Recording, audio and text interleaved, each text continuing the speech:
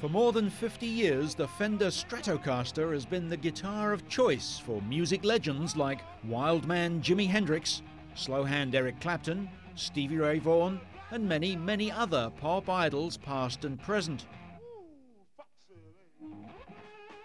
It's the guitar's unique versatility that helped it reach its iconic stature. The legendary Fender Stratocaster, the guitar credited with creating the sound of rock and roll, celebrated its 50th anniversary during 2004.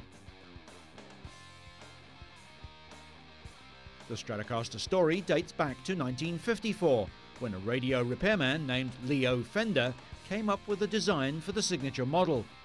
It's interesting to note that Leo couldn't play the guitar.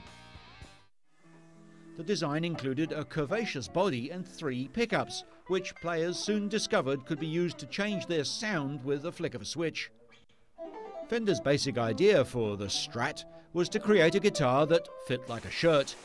The name Stratocaster was intended to evoke images of newly emerging jet aircraft technology, such as the Boeing B-52 Stratofortress, and to express Fender's modernistic design philosophy.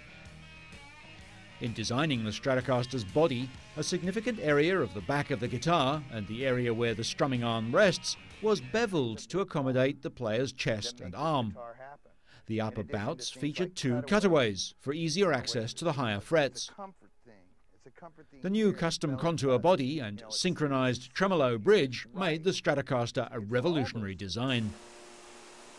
At Fender's guitar manufacturing plant outside Los Angeles, the making of a custom Stratocaster requires much hands-on attention. Clients can order an authentic original model Strat or even a carbon copy of a guitar used by a pop icon. The company believes the quality of today's Fender guitars is better than ever and that demand remains strong. During the mid-1960s, the company, then owned by the American broadcaster CBS, thought it would be a good idea to discontinue the Stratocaster model. It was a decision that never happened, thanks to the arrival on the music scene of Jimi Hendrix and the raw appeal of his Strat. It was Hendrix who not only saved the Stratocaster, but also burned its image into the pop culture landscape. He seemed to become one with the guitar with an amazing force.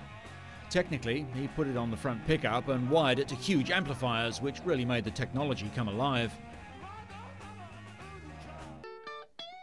This particular Stratocaster has had an interesting history.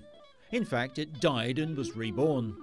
This Fender was the guitar that Jimi Hendrix famously set on fire on stage at the 1968 Miami Pop Festival.